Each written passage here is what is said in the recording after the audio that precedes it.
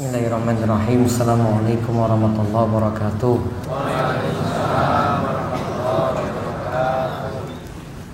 Alhamdulillahi rabbil alamin. Hamdan katsiran thayyiban barakan fi kama yuhibbu rabbuna wa yarda. Wa asyhadu an la ilaha illallah wahdahu la syarikalah. Wa asyhadu anna Muhammadan abduhu wa rasuluh. Allahumma salli ala nabiyyina Muhammad wa ala alihi wa man tabi'ahum bi ihsan ila yaumiddin. Allahumma inna nas'aluka ilman nafi'a wa rizqan thayyiba wa amalan mutaqabbala. Puji syukur kita panjatkan pada Allah Rabbul Alamin, memberi berbagai macam nikmat dan karunia pada kita sekalian. Di antaranya Allah memberikan kita kemudahan untuk hadir kembali dalam majelis yang mudah-mudahan bawa berkah bagi kita sekalian. Salawat dan salam semoga tercurah pada junjungan kita Nabi besar Nabi Agung Muhammad sallallahu alaihi wasallam.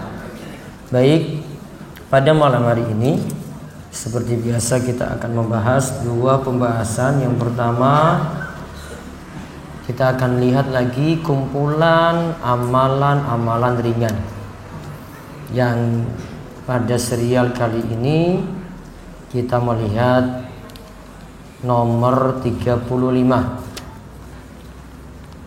dan nantinya kita lanjutkan setelah itu dengan pembahasan sirah Nabi. Setelah kita lihat bagaimana Rasulullah Shallallahu Alaihi Wasallam berdakwah kepada tokoh-tokoh dan kabilah-kabilah, kita lihat nanti pada saat ini tentang sebuah perjanjian yang namanya Bai'atul Aqobah. Namun ini Bai'atul Aqobah yang pertama di suatu tempat yang bernama Aqobah. Baik, kita lihat terlebih dahulu tentang keutamaan memberi nafkah keluarga. Moga dibaca. Dari Abu Hurairah radhiyallahu anhu, Nabi sallallahu alaihi wasallam bersabda, "Dinarun anfaqtahu fi sabilillahi wa dinarun anfaqtahu fi raqabatin wa dinarun tasaddaqta bihi ala miskinin wa dinarun anfaqtahu ala ahlika a'dhamuha ajran alladhi anfaqtahu ala ahlika." Satu dinar yang kau keluarkan di jalan Allah, lalu satu dinar yang kau keluarkan untuk memerdekakan seorang budak, lalu satu dinar yang kau keluarkan untuk satu orang miskin, dibandingkan dengan satu dinar yang kau nafkahkan untuk keluargamu, maka pahalanya lebih besar dari amalan kebaikan yang disebutkan tadi. Hadis riwayat Muslim nomor 995. Kita lihat hadis tentang keutamaan memberi nafkah. Dinarun anfaqtahu fi sabilillah. Satu dinar yang engkau infakkan fi sabilillah, di jalan Allah. Bentuk lainnya lagi, wa dinarun anfaqtahu fi raqabatin. Dan satu dinar yang engkau infakkan untuk memerdekakan seorang budak. Wa dinarun tasaddaqta bihi ala miskinin. Yang ketiga, dan satu dinar yang engkau infakkan untuk orang miskin. Tiga ini dibandingkan dengan wa dinarun ala ahlika. Satu dinar yang engkau berikan kepada keluargamu. Keluarga di sini istri, anak-anak, ya, pokoknya yang dia wajib nafkahi. Bisa jadi juga pada orang tuanya sendiri. Para ulama katakan kalau memberi nafkah pada orang tua, bagi anak nantinya dihukumi wajib jika memenuhi dua syarat. Pertama, orang tua sudah tidak lagi memiliki pekerjaan, berarti nggak ada penghasilan. Yang kedua, orang tua dalam keadaan miskin, tidak punya harta apa-apa, maka untuk hidup anak yang nanggung. Itu namanya nafkah wajib. Jadi, itu namanya nafkah wajib. Jadi dinar anfaqtahu ala ahlika, 1 dinar yang engkau nafkahkan, keluarkan untuk keluargamu. Nabi SAW katakan a'dhamuha ajran, pahalanya lebih besar, alladzi anfaqtahu ala ahlik, dari yang tadi itu 3 tadi yang disebutkan di awal, lebih besar pahala engkau infakkan untuk keluargamu. Dinar itu apa dinar? Mata uang apa? Arab ya jelas. Apa bentuknya? Emas. Kalau perak itu dirham. Makanya kalau kita dengar zakat, Nabi SAW itu katakan kalau emas itu atau dinar itu yang kena zakat, kalau sudah mencapai ishruna dinar, mencapai 20 dinar. Kalau perak itu mencapai 200 dirham. Nah, pakai standar dulu itu, dinar dan dirham. 20 dinar nanti setara dengan 85 gram emas. Emas apa? Murni. Emas murni berapa karat? 24. 85 gram emas murni 24 karat. Kalau perak itu nanti setara 200 dirham tadi, setara dengan 595 gram perak murni. 85 tadi harga emas berapa sekarang, Pak? Ibu-ibu, 500 tuh pirang karat? 18 mungkin itu, Bu. 600 kali 85 pinten? 600 kali 85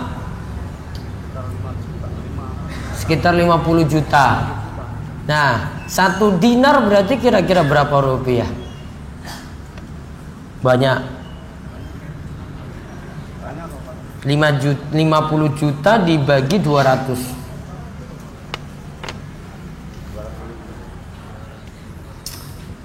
Orang saya hitung duit ya. 50 juta bagi 200. 2.500.000. Nah, itu untuk 1 dinarnya. Nah, itu jumlah banyak itu. Dia infak tadi berapa? 2,5 ya, 2,5 juta tadi untuk fisabilillah, di jalan Allah. Ada yang pergi jihad, dia infakkan di situ. Untuk membebaskan 1 orang budak, dia keluarkan biaya segitu lagi 1 dinar. Atau untuk bantu orang miskin, dia nyantuni orang miskin.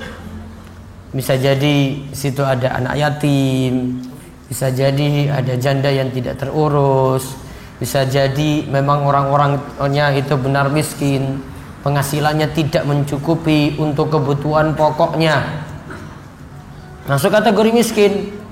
Dia infakkan itu. Namun kalau mau bandingkan dengan dia infakkan untuk keluarganya, untuk biayai kebutuhan pokok istri, membiayai kebutuhan pokok anak-anak, lebih utama membiayai kebutuhan keluarga.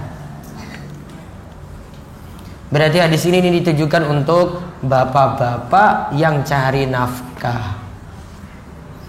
Bapak rajin cari nafkah apa mboten iki?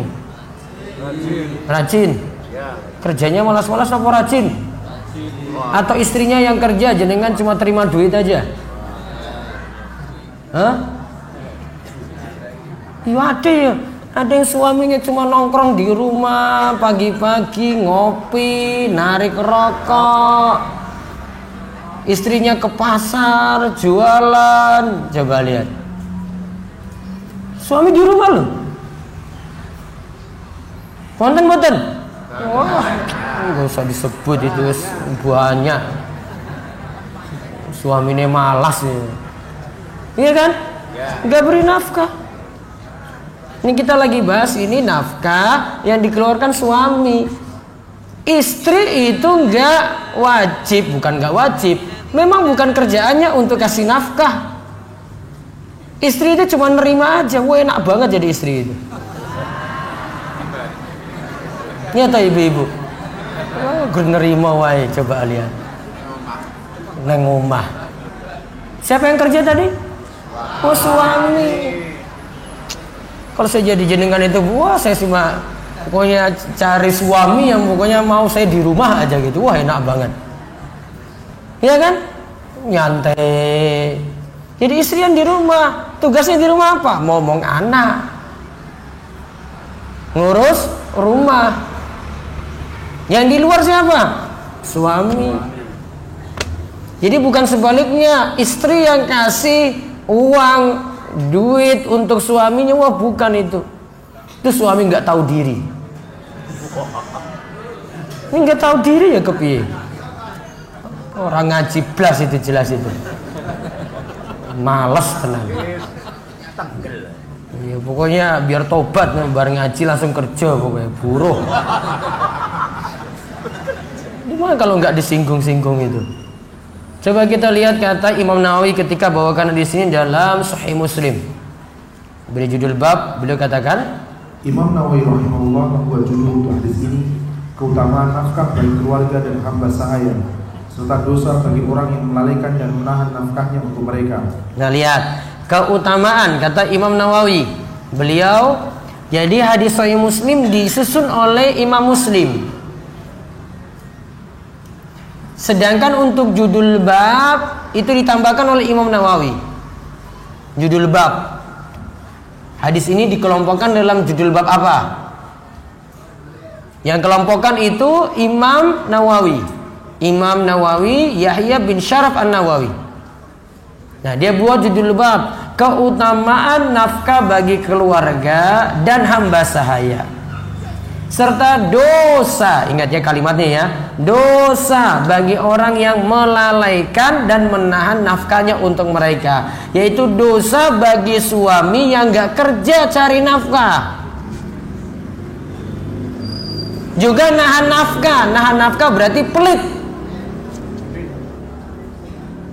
Pelit gak mau kasih nafkah dengan baik kepada istri dan anak-anak. Nanti kita lihat ada suami pelit di bawah ini, nanti akan dijelaskan dalam hadis. Terus dalam Syarah Sahih Muslim. Dalam Syarah Sahih Muslim, Imam Nawawi mengatakan nafkah kepada keluarga itu lebih afdol dari sedekah yang hukumnya sunnah. Lihat, nafkah kepada keluarga itu lebih afdol. Lebih afdol konsekuensinya adalah pahalanya lebih besar. Paham ya? Pahalanya lebih besar daripada dia keluarkan untuk sedekah sunnah. Ya sedekah sunnah juga dapat pahala, namun dibandingkan pahala nafkah kepada istri, kepada anak-anak, pahalanya lebih besar. Paham bapak-bapak? Ya. Paham nama mboten ini? Paham. Jenengan kasih uang untuk kotak infak masjid. Ya, uang ini tadi Jumatan itu loh. Ya. Biasa berapa? Ambuh pokoknya berapa terserah lah. Orang abu-abu terus, bu merah. Ya. Terus dia infakkan tadi, dia keluarkan tadi ya untuk nyumbang masjid. Dengan dia kasih untuk istri atau dia kasih untuk anak-anak, untuk kebutuhan mereka, itu pahalanya lebih besar daripada nyumbang masjid. Paham Pak? Paham. Bukan berarti jenengan nggak nyumbang masjid, enggak. Nanti nafkah ini ada, nanti juga nyumbang masjid juga ada. Yang afdol yang mana? Nafkah untuk keluarga. Gitu. Pahalanya lebih besar. Terus sekarang kita bahas besaran nafkah itu bagaimana? Besaran nafkah mau dikasih itu berapa pada istri? Mau berapa, Bu? Hah? Mau lebih apa cukup? Ah, tenang nih. Ngomong di kajian itu bagus-bagus ya ibu-ibu ya. Kalau di rumah tuh ngomel terus yang ada. Suami bawa pulang gini, emangnya bisa hidup dengan itu? Bisa. Bilang aja, tawakal aja pada Allah yang kasih rizki. Kayak nggak bisa hidup aja dengan apa adanya gitu. Nah sekarang besaran itu berapa? Apakah nanti ada standar tertentu? Ini nanti orang Gunung Kidul itu berapa nafkah yang diberi suami pada istrinya? Nanti orang Arab itu bagaimana? Orang Jakarta itu gimana? Kita lihat standarnya di sini. Penjelasan dari Syekhul Islam Ibnu Taimiyah. Abdul Abbas Ibnu Taimiyah rahimahullah pernah berkata, yang tepat dan lebih benar sebagaimana yang dinyatakan oleh kebanyakan ulama, baca jumhur, bahwa nafkah suami pada istri kembali pada kebiasaan masyarakat, kembali pada urf, dan tidak ada besaran tertentu yang ditetapkan oleh syariat. Nafkah itu berbeda sesuai dengan perbedaan tempat, zaman, keadaan suami istri dan adat yang ada. Nah lihat, kalimat terakhir itu kunci. Nafkah itu berbeda sesuai dengan tempat, zaman, keadaan suami, keadaan istri, lalu adat yang ada. Tempat, orang kota dengan orang desa nafkahnya sama atau tidak? Beda. Zaman dulu sekali, tahun 90-an dengan tahun saat ini nafkahnya tentu berbeda. Zaman Nabi SAW lebih jauh lagi, beda nafkahnya. Lihat lagi pada keadaan suami mampunya bagaimana. Lihat juga pada keadaan istri itu perlunya apa. Maka dikompromikan nanti, oh ini kebutuhan istri, oh ini kemampuan suami. Nah nanti dikompromikan, digabung tengah-tengah. Bukan nanti istri tetapkan standar, oh pokoknya saya harus hidup tuh kayak gini. Enggak. Suami kadang punya kebatasan di situ, punya batas, nggak bisa penuhi semua tadi. Mungkin yang pokok bisa, yang tambahan-tambahan itu, ya, itu yang mungkin dia perlu penuhi cuma sesuai dengan kemampuannya saja, yaitu kemampuan dari suami. Dan jelas di sini Syekhul Islam Ibnu Taimiyah katakan setiap orang berarti berbeda-beda. Ada standar tertentu atau tidak? Tidak ada. Tergantung tempat, ya, zaman, keadaan suami atau istri, juga ya tradisi masing-masing tempat. Yang wajar itu seperti apa? Bisa jadi orang di desa dia cuma kebutuhannya pokoknya dia tabung dalam wujud kambing, dalam wujud sapi, ada perlu nanti ternaknya nanti dijual gitu. Ada kebutuhan penting, kesehariannya ditabung di situ. Nanti kalau ingin anak sekolah, ya sapinya dijual atau kambingnya dijual. Sesuai dengan keperluannya. Dan itu dianggap wajar. Ya kerjaannya gimana? Ya kerjaannya kayak gitu. Nafkahnya gimana? Ya sudah tahu. Oh nafkahnya itu segini, sudah dihargai. Namun beda nanti ketika di kota, ada di situ kebutuhan, bukan hanya kebutuhan sandang, pangan, papan. Istri di rumah butuh misalnya ada pembantu, boleh saja, boleh disediakan pembantu. Dan ini suatu yang wajar ketika di suatu tempat memang dibutuhkan itu. Saudi Arabia itu orang-orang di sana itu nggak biasa ngurus rumah, yang nyuci mobil, masak, ngomong anak-anaknya, Nah, itu butuh pembantu. Satu rumah itu bisa ada beberapa pembantu, nanti ngurus ini, ngurus ini, ngurus ini, ngurus ini. Makanya mereka biasanya datangkan TKI, TKW dari Indonesia, ada dari Filipina, ada dari India, Bangladesh. Ya, biasa dibawa ke sana karena kebutuhan. Justru ketika ada yang tidak sediakan seperti ini untuk pembantu di situ, malah menyulitkan ya istri-istri yang ada di sana. Mereka wajarnya itu pakai pembantu, maka urf, adat, kebiasaan di situ, suatu yang wajar. Ya, maka memiliki pembantu juga tidak masalah untuk itu, untuk ada yang bantu kebutuhan ya kesehariannya. Nah, sekarang tentang nafkah tadi besarannya sudah. Bagaimana jika suami tidak memberi nafkah pada istri? Atau bagaimana suaminya super pelit? Sekarang kita lihat hadisnya saking Aisyah. Dari Aisyah radhiyallahu anha, sesungguhnya Hind binti Utbah berkata kepada Rasulullah sallallahu alaihi wasallam, "Wahai Rasulullah, sesungguhnya Abu Sufyan adalah seorang suami yang pelit. Dia tidak memberiku untukku dan anak-anakku nafkah yang mencukupi kecuali jika aku mengambil uangnya tanpa sepengetahuannya." Rasulullah sallallahu alaihi wasallam bersabda, "Khudhi ma yakfiki wa waladaki bil ma'rufi." Ambillah dari hartanya yang bisa mencukupi kebutuhanmu dan anak-anakmu dengan kadar sepatutnya. Hadis riwayat Bukhari. Ada seorang wanita, kata Aisyah sini namanya Hindun binti Utbah. Namanya Hindun, istri saking Abu Sufyan. Ya, istri dari Abu Sufyan.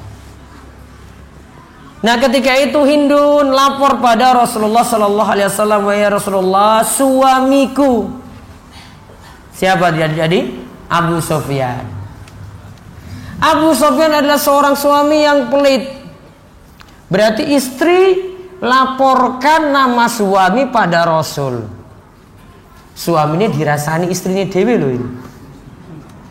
Iya kan? Dilaporkan pada Rasul sallallahu alaihi wasallam. Alias digibahin. Digibah itu. Yang gibahin siapa? Istrinya sendiri. Lapor pada Kanjeng Rasul. Wahai Rasulullah, suamiku Abu Sufyan itu pelit sekali. Berarti boleh nggak ibu-ibu lapor suami? Boleh atau tidak, Bu? Boleh atau tidak? Tidak dibolehkan, kecuali darurat. Ini kondisi darurat. Daruratnya kenapa? Mau bertanya. Kalau sedikit-sedikit kumpul-kumpul terus bawa-bawa suami, terus suami dijelek-jelekan, wah nggak boleh itu. Itu bukan istri itu ya. Apa golek liyane? Kok cocok apa toh? Kaya tuku gorengan wae iki golek istri. Tadi ini digibah itu tadi. Namun apa? Ada tujuan. Ini dijelek-jelekan loh ini. Namun ada tujuan. Tujuannya apa? Oh, ini ingin lapor. Biar nanti suaminya jadi baik, istri dapat solusi. Bisa jadi nanti Nabi SAW ketemu Abu Sufyan. Abu Sufyan, kamu tuh jangan pelit-pelit kayak gitulah. Karena lapor pada orang yang tepat, nanti beri nasihat langsung pada suami. Ya, lapor pada orang yang tepat yang nanti beri nasihat pada suami. Boleh. Kalau nggak ada tujuan apa-apa nggak boleh. Karena ghibah itu cuma urgen saja, penting saja, ada keperluan saja. Nggak ada keperluan seperti itu nggak boleh. Maka Abu Sufyan diceritain pelit oleh siapa? Istrinya sendiri. Lalu dilaporkan lagi, ceritakan lagi, dia tidak memberi untukku dan anak-anakku nafkah. Memberinya mungkin memberi, namun tidak cukup. Caranya gimana? Saya bisa cukup, kata Hindun, anak-anak bisa cukup kebutuhannya kalau saya ambil uangnya diam-diam. Alias apa? Nyolong. Ya lah, alias nyolong diam-diam. Terus dia minta pada Rasul, boleh nggak seperti itu? Nyolongnya diam-diam. Karena apa tadi? Karena kebutuhan belum cukup.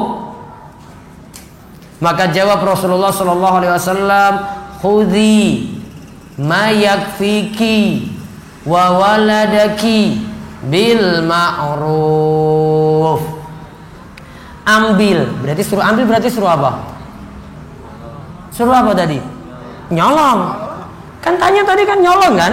Ambil diam-diam. Ambillah dari hartanya yang bisa mencukupi kebutuhanmu dan juga kebutuhan anak-anakmu dengan kadar yang patut. Nafkahnya misalnya 1 juta rupiah. Suaminya pelit, cuma dikasih 500. Di dompet masih banyak. Boleh nggak ambil diam-diam, Bu? Ambil berapa?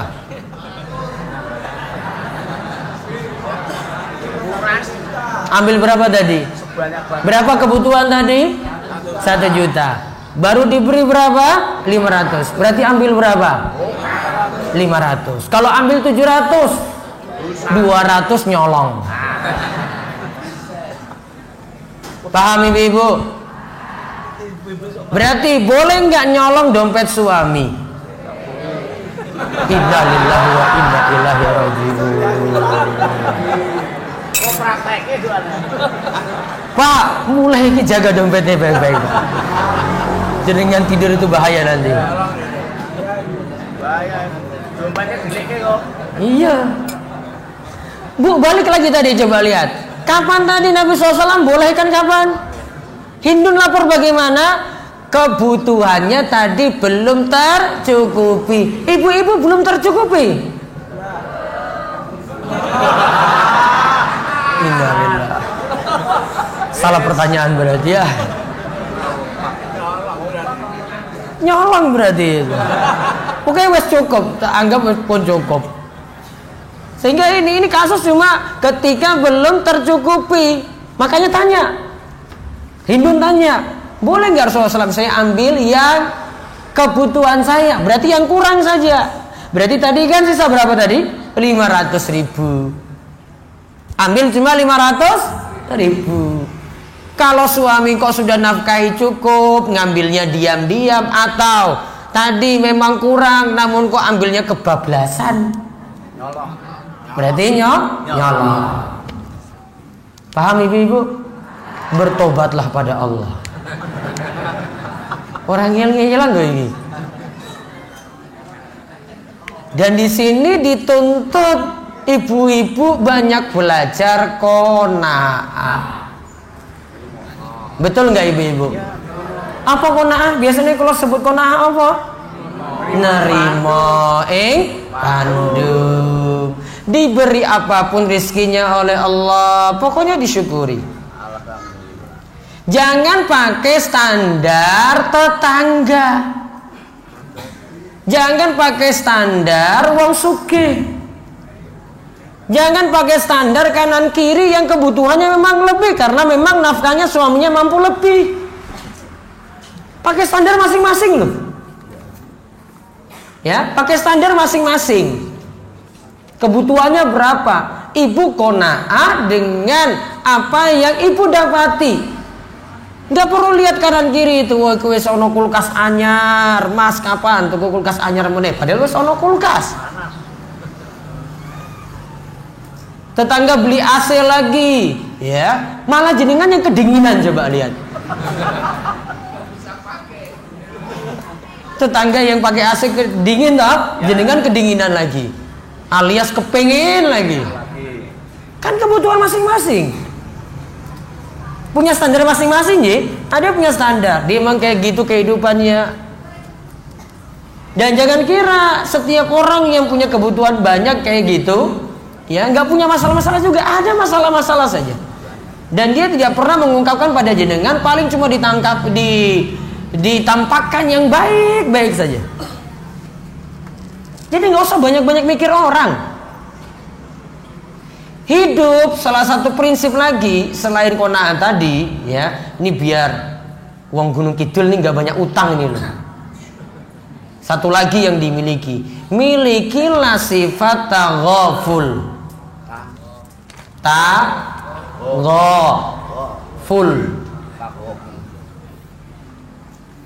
Taghaful itu cuek, masa bodoh dengan orang. Dia mau punya apa, ya biarin. Dia mau datang tiba-tiba beli apa, beli motor anyar, ya sudah biarin aja. Hidup kita sendiri. Enak nggak kalau prinsipnya taghaful kayak gini? Wah, enak banget itu.